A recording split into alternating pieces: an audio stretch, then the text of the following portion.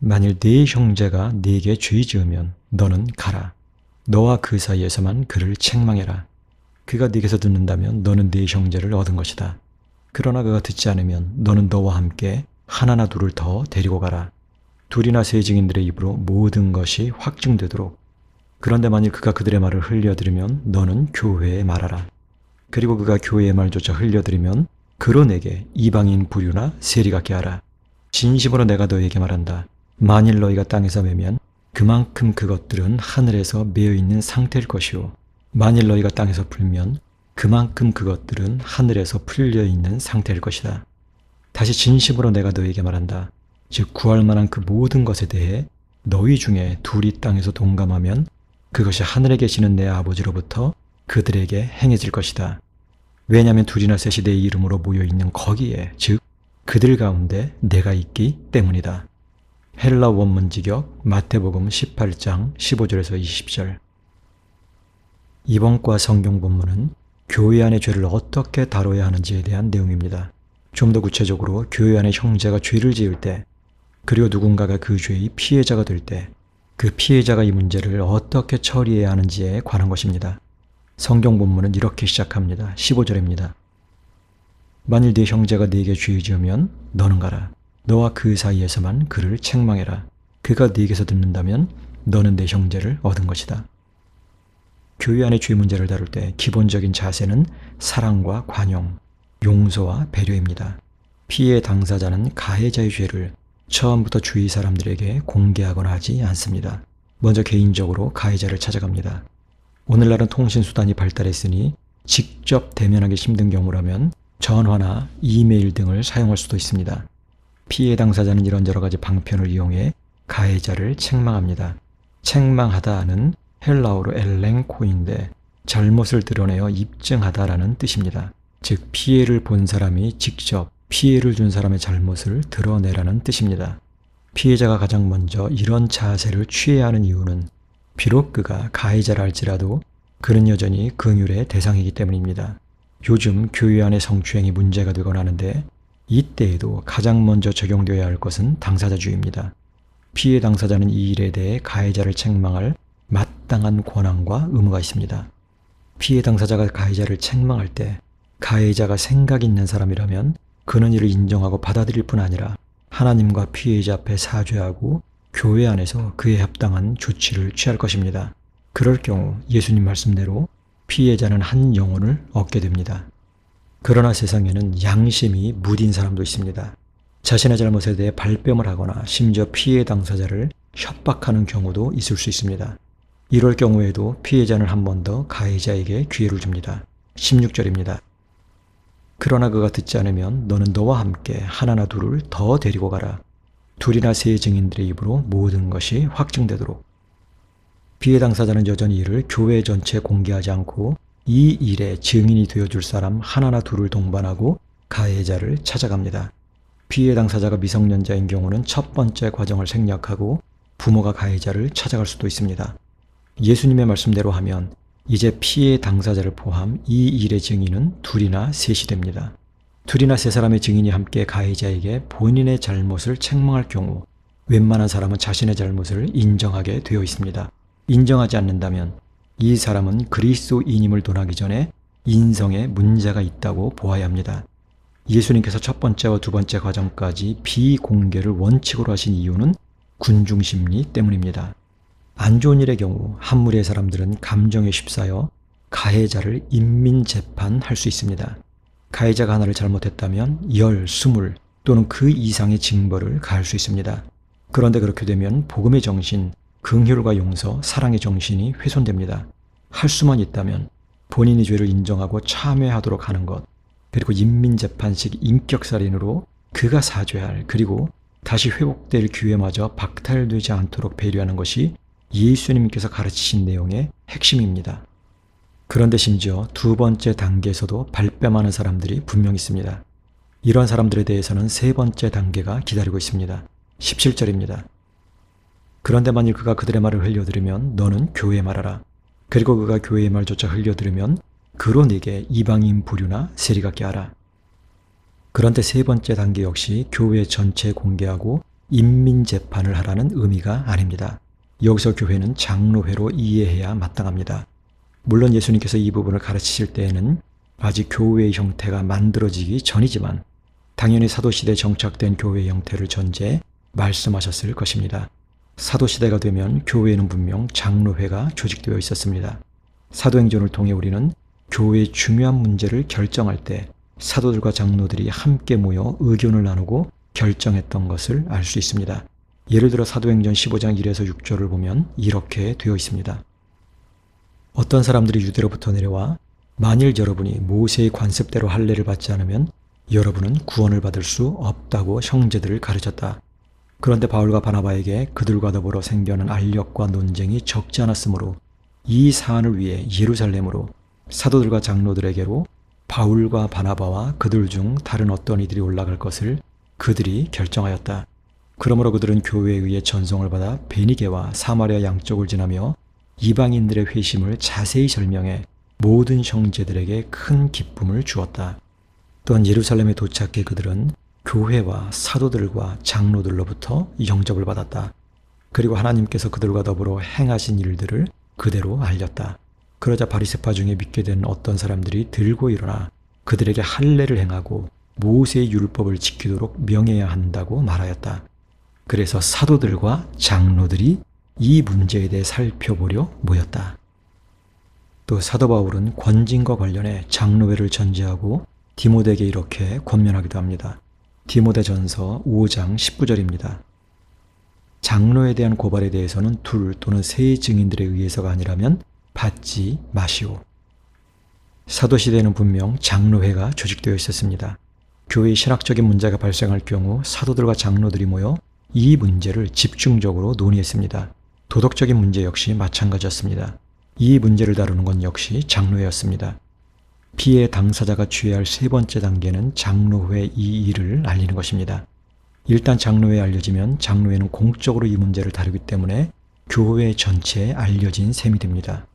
그러나 피해 당사자가 이를 주위 사람들에게 알리고 여론을 조성하고 가해자를 직접 단죄하는 방식을 취하지 않는 이유는 이미 말씀드린 것처럼 이것이 인민재판이 되어서는 안 되기 때문입니다. 인민재판의 극악한 형태는 사람들을 동원해 죽창 들고 가해자를 찔러 죽이는 것인데 여기 어디에서도 우리는 정의에 대한 고민을 발견할 수 없습니다. 권징의 문제는 장로회에 알려지기까지 절차가 무려 3단계로 되어 있습니다. 그 정신은 구약시대 율법, 무죄 추정의 원칙과 맞닿아 있습니다. 구약시대에는 우발적으로 살인한 사람이 피할 수 있는 곳으로 도피성이 지정되어 있었습니다. 민수기 35장 12절에 나타난 도피성의 성격은 이렇습니다. 그리고 너희에게 고엘로부터 도피할 성들이 있을 것이며 그 살인자는 재판을 받기 위해 회중 앞에 그가 설 때까지 죽지 않을 것이다. 잠깐 여러분에게 도움이 될 수 있을까 해서 하나 말씀드립니다. 고엘에 대한 것은 제가 믿음의 여인 룻에서 상세하게 다루고 있습니다. 고엘 제도가 궁금하신 분은 제가 이미 유튜브에 올려놓았으니까 믿음의 여인 룻을 찾아보시기 바랍니다. 자, 계속하겠습니다. 여기서 고엘을 개역개정판은 복수할 자라고 옮겨놓았는데 그냥 고엘로 음역하는 게 좋습니다. 이는 원한에 사무친 단순한 복수가 아닌 고엘 제도와 관련이 있기 때문입니다. 고엘 제도란 사회적 약자와 혈연상 가장 가까운 사람이 그 사람의 짐을 대신 짊어져주는 제도입니다. 살해당한 사람 역시 가장 가까운 친족이 고엘로 나서 핏값을 되찾아주게 되어 있습니다. 그러나 이런 경우에마저 그 죄가 명확히 밝혀지기 전까지 살인자는 도피성에서 보호를 받게 되어 있었습니다. 신약시대 역시 이 정신은 살아있습니다. 피해자가 인민재판 시기에 아닌 여러 과정을 거쳐 장로회라는 공적 협의체를 통해 이 문제를 다루는 것은 그래야 그것이 사적 보복에 그치지 않고 공론화 과정을 통해 참된 정의에 다가갈 수 있기 때문입니다. 그런데 성경의 원의와 더불어 이 세 번째 단계에서 역사적으로 신학적으로 다루어야 할 부분이 있습니다. 그것은 장로회의 성격에 관한 것입니다. 초대교회 시절 장로회는 분명 교회에서 핵심적인 역할을 했습니다. 교회 안에서 분쟁이 발생할 경우 장로회는 분쟁의 조정자 역할뿐 아니라 죄 지은 사람에게 권징을 행하는 역할까지 해야 했습니다. 유스디브님의 저자는 이 장로회를 통치기구로 간주합니다.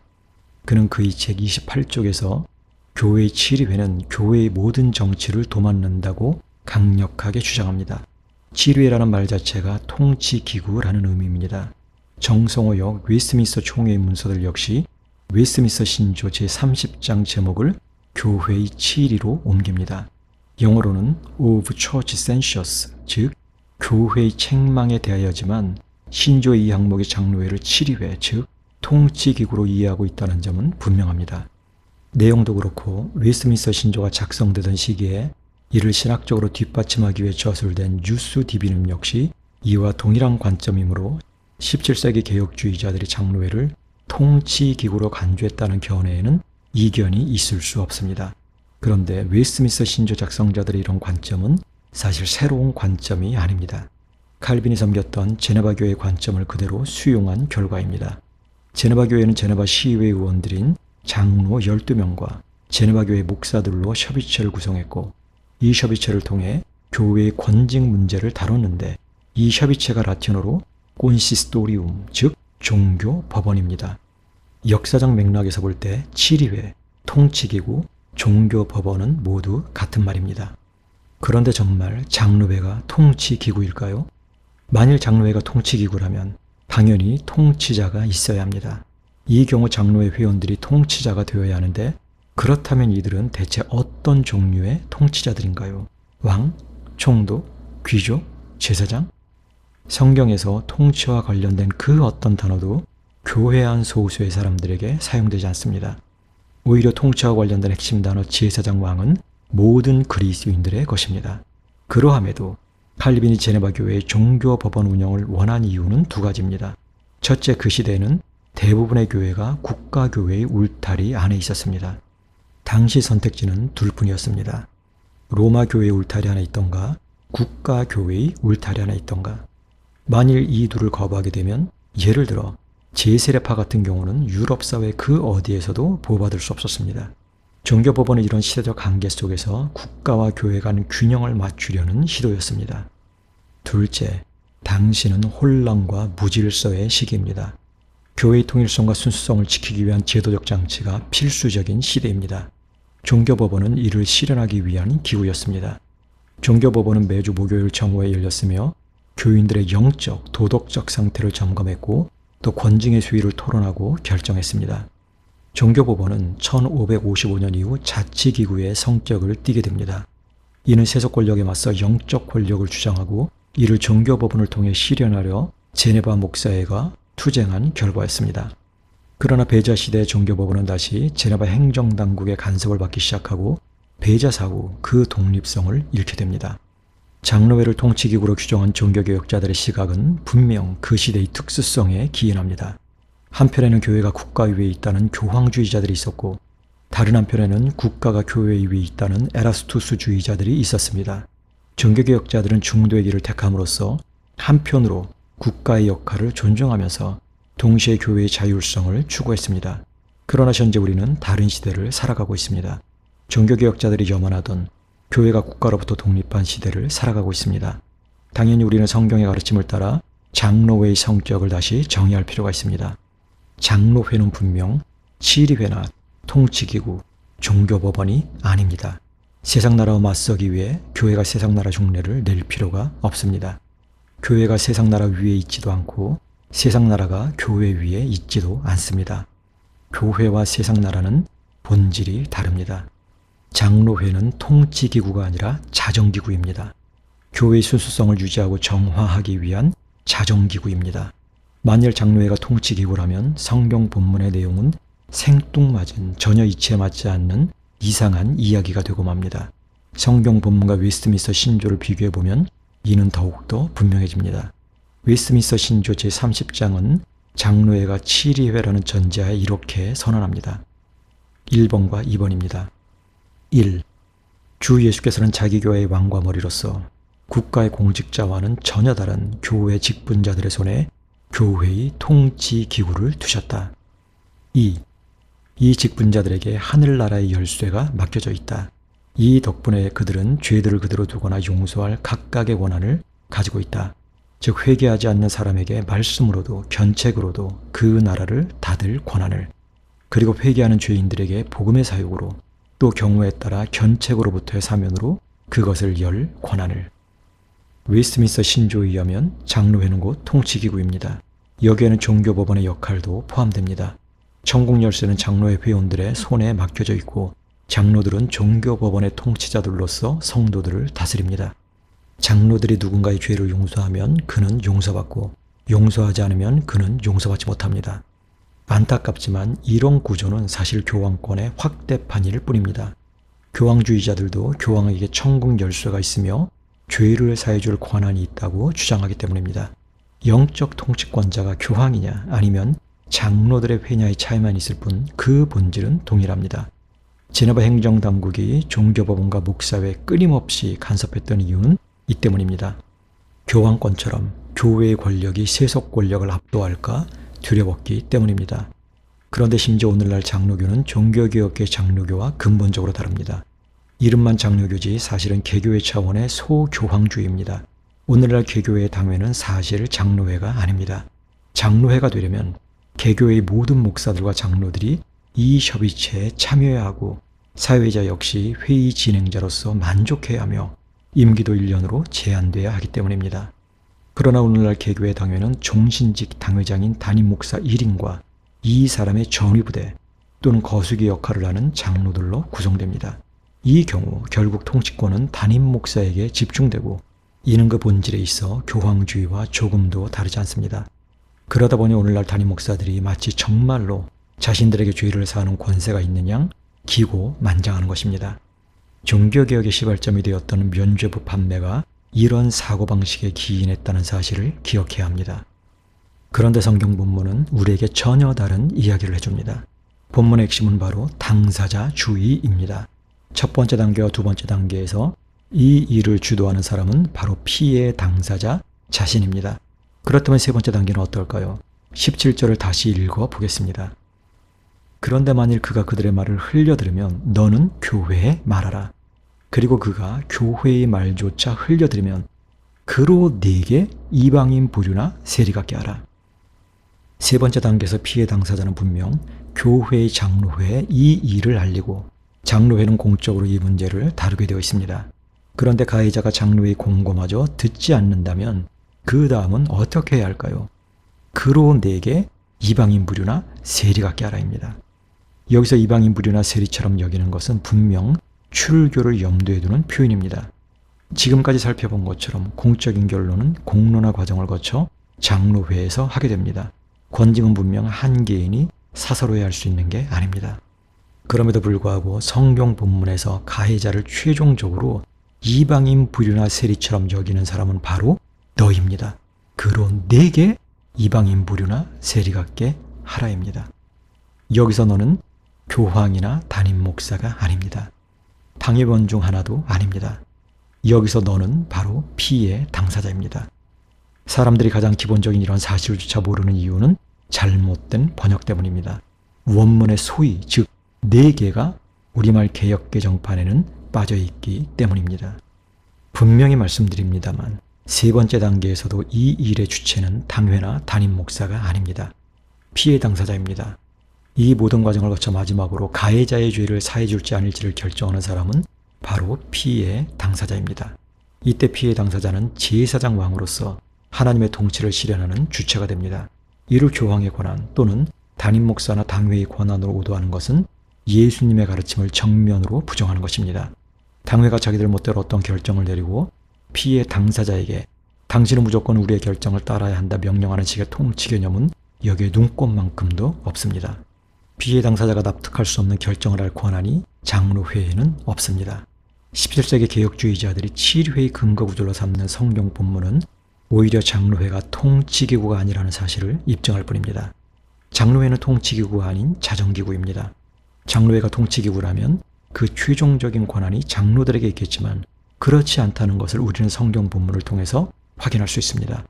그런데 오늘날 일부 담임 목사들은 17세기 개혁주의자들의 신학을 악용해 당회를 자신의 전위 부대로 만들고 이를 통해 자신의 반대파를 제거하고 자신의 종교 권력을 강화하는 수단으로 삼는데 이 경우 당회는 담임 목사 1인의 권력을 유지하는 무시무시한 도구가 됩니다.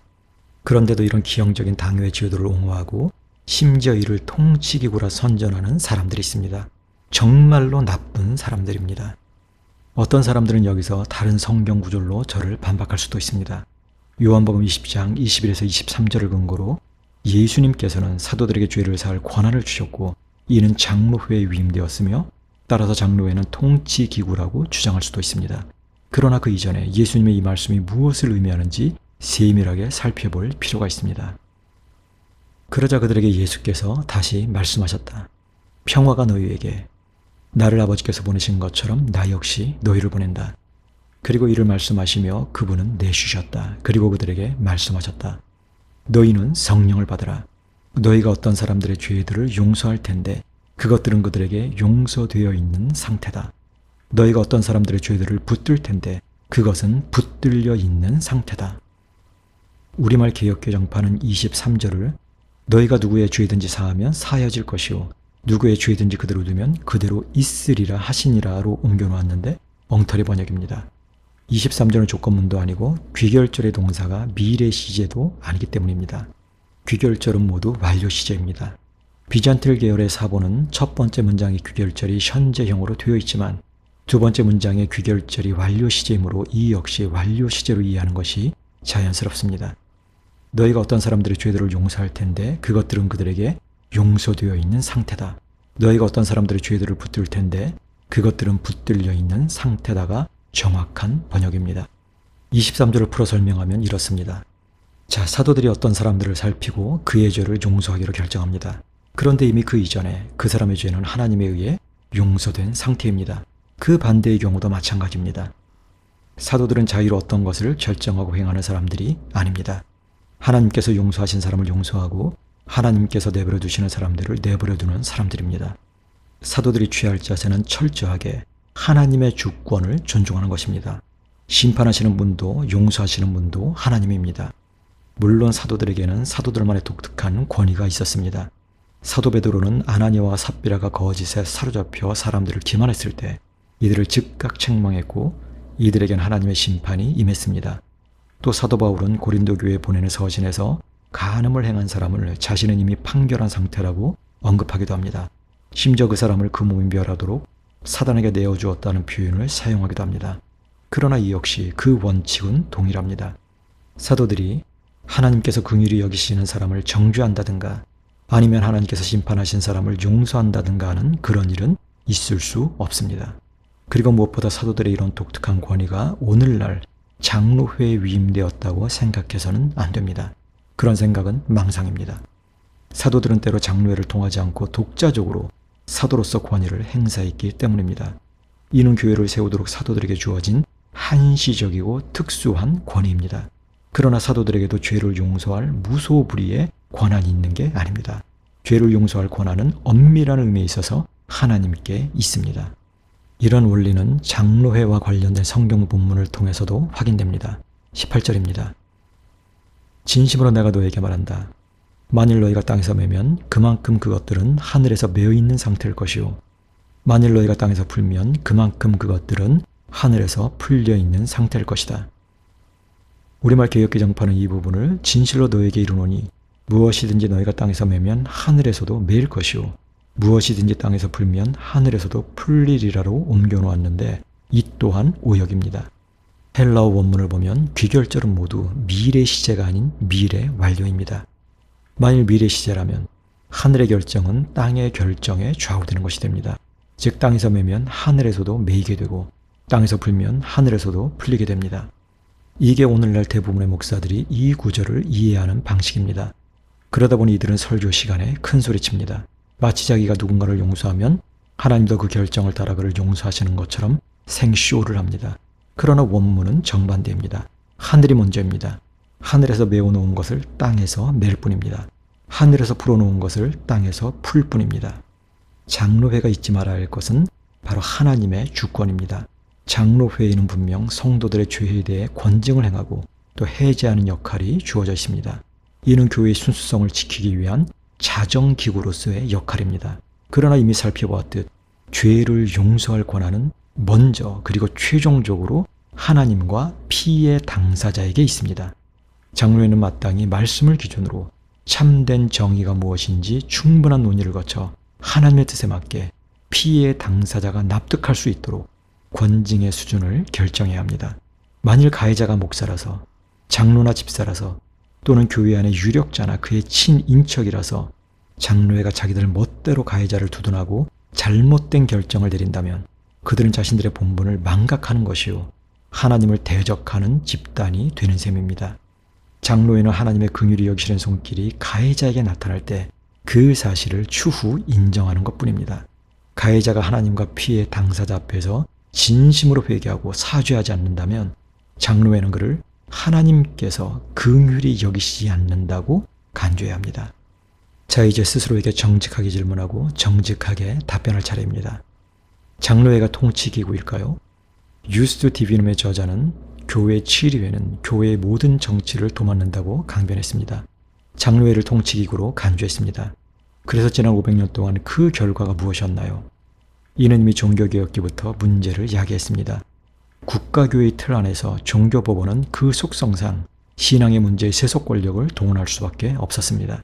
즉 신앙은 강요될 수 없다를 강구하고 신앙은 불과 칼로 강요될 수 있다는 체제로 갈 수밖에 없었습니다. 아니라고요? 유스 디비님이 집필된 동시대 사람, 즉 17세기 영국의 청교도 목자 리차드 백스터가 그의 책 The Reformed Pastor에서 뭐라 한 줄 아세요? 목사들이 치안 판사의 도움 없이는 성도들을 다스리지 못한다고 한탄했습니다. 이게 한탄할 일인가요?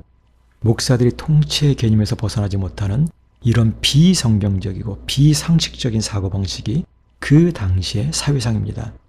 또 17세기 영국에서 활동한 철로 역정의 저자 존 버녀는 어떻고요? 그는 비국교도로서 설교했다는 이유로 투옥되어 수감 생활을 해야 했습니다. 그런데 제가 지금 종교개혁교회에 대해 비판한다 해서 오늘날 교회가 그 시대보다 더 낫다는 말은 절대 아닙니다. 오히려 오늘날 교회는 그보다 훨씬 퇴보했기 때문입니다. 제가 성도님들과 교회 정관이 개정 작업을 하면서 놀란 게 뭔 줄 아세요? 개교회 담임 목사들이 당회에서도 장, 공동의회에서도 장, 재직회에서도 장, 모든 분야에서 우두머리 노릇하고 있다는 사실이었습니다. 종교개혁자들은 교황이 교회의 통치자라는 기만과 맞서 싸워야 했습니다. 그러나 한계가 있었습니다.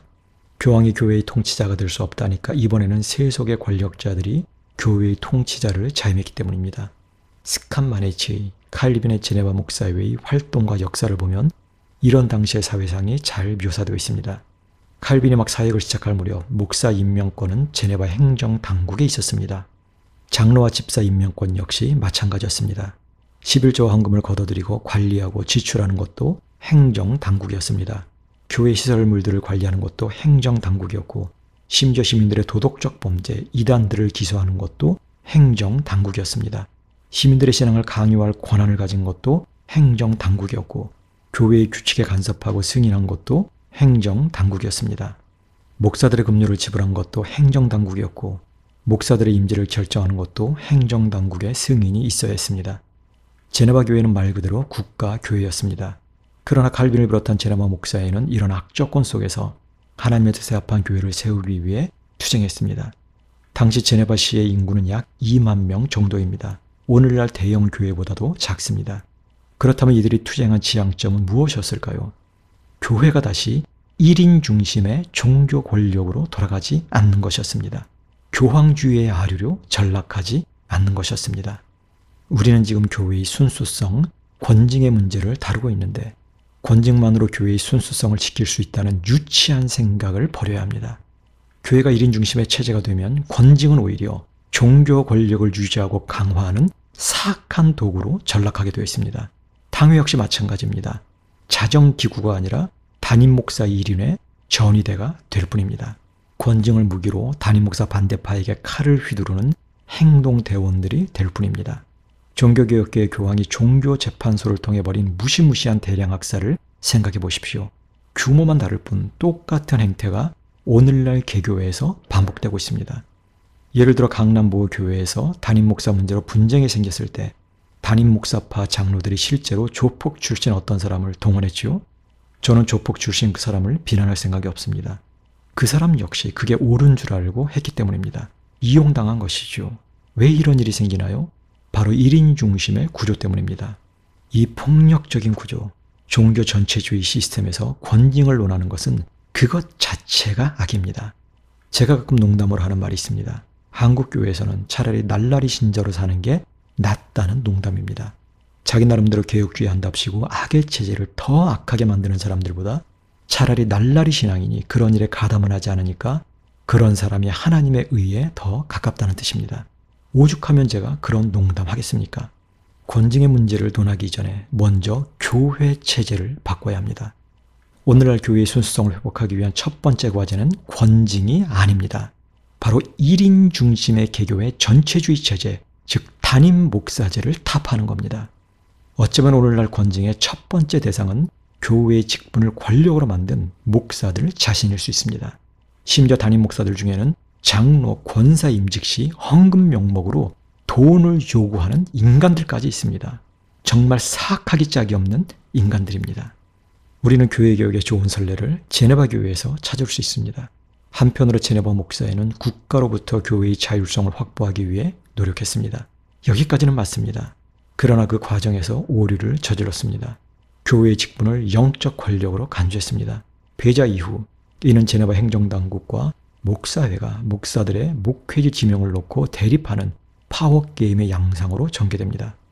스코틀랜드 장로교회 역시 마찬가지입니다. 1592년 황금법을 통해 국가의 간섭으로부터 어느 정도 교회의 자율성을 확보했지만 이를 얻어내는 과정에서 이들은 교회의 직분을 권력으로 간주했습니다.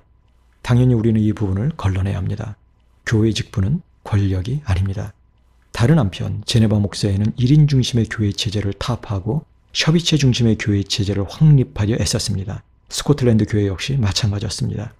이 두 번째 시도를 통해 이들은 첫 번째 과오를 어느 정도 상쇄할 수 있었습니다. 오늘날 우리가 주목하고 배워야 할 것은 두 번째 시도, 즉 협의체의 원리입니다. 오늘날의 당회나 노회에 해당하는 제네바 종교법원은 장로들과 목사들로 구성된 협의체였습니다. 물론 이 종교법원은 국가교회의 한 기구라는 점에서 오늘날의 당회나 노회와는 그 성격이 조금 다릅니다. 또한 제네바 교회의 목사회 역시 제네바 교회의 목사들로 구성된 협의체였습니다. 물론 칼빈이 살아있을 동안 이 목사회 의장은 칼빈이었습니다. 이는 그 시대의 특수성으로 이해해야 합니다. 칼빈이 전 제네바에 부름받았을 때 제네바 교회에는 아무것도 없었습니다. 로마교가 잘못되었다는 대전제 외에 무엇이 바른 교회인가에 대한 논의나 내용이 거의 없었습니다. 칼빈은 황무지 같은 상황에서 모든 것을 새로이 정립해 나가야 했습니다. 목사 양성 역시 칼빈의 임무요 과제였습니다. 칼빈이 죽을 때까지 목사회 의장의 역할을 한 것은 불가피했습니다. 그러나 여기서 오해해서는 안 됩니다. 이 사실만 떼어내 칼빈은 제네바의 독재자로 간주해서는 안 됩니다. 당시 목사의 의장의 역할은 두 가지였습니다. 하나는 목사회의 사회자 역할을 하는 것이요, 다른 하나는 제네바시 당국과 소통하는 역할을 하는 것입니다.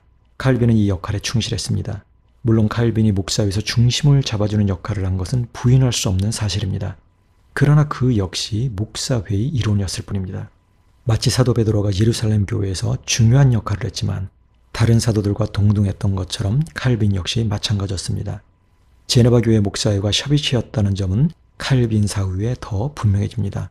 칼빈 사후 제네바 목사회에서 배자는 목사회 의장직이 1년 선출직이 되어야 한다고 강력하게 주장합니다. 그런데 배자의 이런 주장이 우연일까요? 아닙니다. 칼빈의 개혁주의 신학에서 나온 겁니다. 배자는 칼빈 이후 첫 번째로 제네바 교회 목사회 의장으로 선출됩니다. 그리고 무려 16년 동안 배자는 연이어 목사회 의장으로 선출됩니다. 그러나 배자는 목사회 의장직과 관련해 목사회에 다시 새로운 안을 제시합니다. 의장직을 한 사람이 연임할 수 없도록 한 안건입니다. 그 이유는 한 사람이 계속해서 의장직을 수행하는 이런 행태를 그가 교황주의로 가는 관문으로 여겼기 때문입니다. 목사회는 이 문제에 합의했지만 그러나 이는 제네바 행정당국에 의해 거부됩니다. 이것만 봐도 당시 목사들의 의식 수준이 성도들의 의식 수준보다 훨씬 높았다는 사실을 알 수 있습니다. 오늘날은 그 정반대인 경우가 많지요. 목사들이 오히려 1인 중심의 체제를 고집하니 말입니다. 심지어 이를 자식 새끼한테까지 물려주려 안다라니 말입니다. 제네바 목사회는 달랐습니다. 이듬해 즉 1580년 봄 목사들은 제네바 행정당국에 이 문제를 다시 심의해 줄 것을 강력하게 요청합니다. 그리고 마침내 제네바시의 모든 목사들이 일주일에 한 번씩 순차적으로 목사회 의장직을 수행하도록 행정당국의 허가를 받아냅니다. 이로써 칼빈과 제네바 목사회가 지향했던 첫 번째 목표, 즉 목사의 직분이 소교황권, 즉 1인 중심의 종교 권력이 되는 것을 막고 협의체에 의해 교회가 운영될 수 있도록 체제를 완비하는 데 성공합니다. 물론 이 체제 역시 영구적이지는 않았습니다. 제네바 교회는 여전히 국가교회의 울타리 안에 있었기 때문입니다. 어떤 사람들은 제네바 교회를 노회로 주장하며 이를 오늘날의 개교에 적용해서는 안 된다고 주장하는데 헛소리입니다. 앞에서도 말씀드렸듯 당시 제네바 인구가 2만 명 정도입니다. 그리고 제네바 교회는 당회와 노회가 분리되기 전의 상태였습니다. 개교회주의도 없었습니다. 당연히 제네바 교회가 추구했던 협의체의 원리는 오늘날 노회뿐 아니라 당회에도 그리고 개교회의 여타 조직에도 그대로 적용되어야 마땅합니다. 자, 이제 근본부터 고민해야 할 때입니다. 성도들이 지난 500년 동안 장로회가 통치기구라는 이들의 주장을 존중하고 그들에게 교회개혁의 정권을 맡긴 결과가 무엇인가요? 그나마 17세기까지는 협의체의 원리가 제대로 작동했습니다. 국가교회라는 한계 속에서 비극도 있었지만 교회는 협의체를 통해 스스로를 정화하기 위해 애썼습니다. 그렇다면 오늘날은요. 이미 협의체의 원리는 사라진 지 오래입니다. 노회나 총회의 명분으로만 남아있을 뿐입니다. 이는 개교회가 받아들이지 말아야 할 것을 받아들이고 받아들여야 할 것을 받아들이지 않은 결과입니다. 담임 목사제를 통해 당회의 협의체로서의 성격을 파괴하고 여기에 당회는 통치기구라는 잘못된 사상을 결합한 결과입니다. 일종의 신분 세탁 비슷한 겁니다. 명분은 장로교인데 내용은 개교의 차원의 종교 전체주의 체제, 즉 소교황제인 이상한 체제의 탄생입니다. 그런데 그러면서 교회는 자정 능력을 완전히 상실했습니다. 그런데도 장로회인 당회나 노회에 정권이 주어져야 하고 그것이 진정한 교회개혁이라 주장하는 인간들이 아직도 활개치고 있다는 사실이 그저 끔찍할 뿐입니다. 교회의 순수성을 회복하기 위해 우리는 더 이상 교회 개혁을 목사나 장로들에게만 맡겨놓을 수 없습니다. 교회 안의 협의체는 통치기구가 아닙니다. 당연히 협의체 간에는 분립과 상호견제, 조화와 균형이 이루어져야 합니다. 이를 위해 저는 개교회의 5개의 협의체를 제안합니다. 첫 번째, 목회기구입니다. 다른 말로 하면 목사회입니다. 지역교회는 반드시 담임 목사제를 폐지하고 협의체인 목사회로 전환해야 합니다. 목사회의 사회자 역시 순차적으로 1년 동안 맡도록 해야 합니다. 설교도 돌아가며 해야 합니다. 교회 안의 여러 사역은 각자의 은사에 따라 분담해야 합니다. 주일 설교는 각 교회의 상황에 맞게 목사들이 매주일 돌아가며 할 수도 있고 한 달 또는 분기별로 돌아가며 할 수도 있습니다. 저는 이를 위해 목사회가 독회 제도를 운영할 것을 제안합니다. 즉 목사회는 매주 목요일 돌아오는 주일 설교를 맡은 목사가 해당 성경 본문을 연구 발표하게 하고 그 본문을 놓고 함께 토론하고 연구하며 본문에 대한 이해를 심화시킵니다. 또 이를 위해 다른 목사들도 본문을 미리 충분히 연구해 와야 하며 의무적으로 토론에 참여해야 합니다. 그렇게 하면 주일 설교가 목사들의 경연장 또는 한 사람의 능력에 의지하는 설교가 아니라 해당 목사의 인격을 담아내면서 동시에 목사의 공동의 연구 결과가 반영된 설교가 됩니다. 이는 교회 전체에 유익합니다. 목회기구인 목사회는 목양을 위한 기구입니다. 목사들이 동등한 관계에서 함께 협력해 성도들을 섬길 자세가 되어 있지 않다면 이를 통해 성도들이 배울 것은 아무것도 없습니다. 지금까지 담임 목사 자리에서 성도들이 배운 것은 한 사람이 1인자의 자리에 오르고 권력을 누리고 추앙을 받는 모습뿐이었습니다. 탐욕은 탐욕을 낳습니다. 탐욕스러운 목사의 탐욕스러운 성도, 그게 한국교회의 자화상입니다. 목사들 상호 간의 동등성은 개교회에서부터 반드시 실현되어야 합니다. 두 번째는 자정기구입니다. 자정기구는 다시 둘로 나누입니다. 평상시에 소집되는 당회와 비상시에 소집되는 확대회의입니다. 자정기구의 핵심 목표는 교회의 순수성, 더 구체적으로 신학적 순수성과 도덕적 순수성을 지키는 것입니다. 당회는 개교의 모든 목사들과 장로들로 구성됩니다. 사회자의 임기는 1년으로 제한되며 목사들과 장로들이 순차적으로 담당합니다. 먼저 당회가 중점을 둬야 할 것은 신학적 순수성입니다. 당회는 교회 안에 이단적인 사상이 들어오지 못하도록 경계하는 역할을 충실히 수행해야 합니다. 오늘날에는 신학자나 목사들 중에도 하나님의 자기 계신 성령을 부정하거나 주체사상 같은 이단적인 가르침을 추종하는 사람들이 있습니다. 이런 자들을 교회에 받아들여서는 안 됩니다. 그 다음은 도덕적 순수성입니다. 당회는 성도들을 잘 살피고 혹 성도들 중에 심각한 죄에 연루된 사람이 있다면 권징을 행해야 합니다. 확대회의는 지역교회의 모든 목사들과 장로들, 집사들, 각종 기관과 소속회 임원들, 교인들이 추천한 2, 3인과 최초로 이의를 제기한 2, 3인으로 구성됩니다. 확대회의는 권징의 대상이 목사나 장로 등 교회의 유력자일 때 또는 다뤄야 할 내용이 당회의 한계를 벗어났다고 판단될 때 소집됩니다. 교회는 확대회의에 목사를 포함한 직분자들을 징계할 수 있는 역할을 부여해야 합니다. 현재의 장로교 헌법은 오직 당회나 노회, 총회만 목사를 권정할 수 있도록 되어 있는데 이는 옳지 않습니다. 앞에서 수차례 말씀드렸듯 교회의 자정 기능을 그들에게만 맡겨둘 수 없습니다. 성도들에게는 저항권이 있습니다. 확대회의는 이를 실현할 수 있는 창구입니다. 세 번째는 입법 및 선출 기구입니다. 다른 말로 하면 공동의회입니다. 공동의회의 사회자는 자정기구인 당회의 사회자가 겸임토록 합니다. 이는 초대교회의 선례를 따른 결과입니다. 예루살렘 교회는 12사도의 결혼을 보충할 때 사도 베드로가 사회자의 역할을 감당했습니다. 이때 회의는 명백하게 공동의회의 성격을 띠고 있었습니다. 네 번째는 재정기구입니다. 다른 말로 하면 재직회입니다. 재정기구는 지역교회의 모든 목사들과 장로들, 권사들, 집사들로 구성됩니다. 재정기구는 말 그대로 지역교회의 재정에 관한 일을 담당합니다. 사회자는 집사 중에서 선출하거나 순차적으로 하며 임기는 1년으로 합니다. 현재 대부분의 교회들에서는 재직회의 의장도 담임 목사가 도맡아 하는데 옳지 않습니다. 심지어 협의체에서 의장은 그저 사회자일 뿐입니다. 회의를 진행할 의무 외에 다른 그 어떤 권한도 없습니다. 재정기구의 사회자는 집사들이 돌아가며 맡는 게 상호균용의 원칙에 맞습니다. 마지막으로 다섯 번째는 구제기구입니다. 구제기구는 권사들과 집사들로 구성됩니다. 구제기구 역시 사회자는 순차적으로 또는 선출을 통해 결정하되 임기는 1년으로 제한합니다. 제네바 교회의 경우 재무조달관과 구호단이 있어 이들이 재정을 충당하고 자선단체와 자선병원을 운영하며 병자와 고아를 돌보고 가난한 자들에게 식량을 나눠주는 일을 했습니다. 제네바 교회처럼 오늘날 지역교회 역시 구제기구를 독립적인 한 기구로 운영할 필요가 있습니다. 또 이를 위한 예산의 확보에도 신경을 쓸 필요가 있습니다. 이상 간략하게 제9상을 말씀드렸는데 교회가 협의체의 성격을 띄어야 권징 역시 제 기능을 하게 됩니다. 그래야 1인 중심의 밀실 정치가 아닌 개방적이고 충분한 논의를 거쳐 자정기구가 바른 결론에 도달할 수 있습니다. 목회자 선출 역시 마찬가지입니다. 헤르반 바빙크는 목회자 선출이 성도들에게만 맡겨져서는 안 되고 당회의 지도하에 진행되어야 한다고 주장합니다. 그러나 이를 한국교회에 기계적으로 적용하는 것은 옳지 않습니다. 역사적 배경과 상황을 무시한 채 앵무새 같은 말만 되풀이해서는 안 됩니다.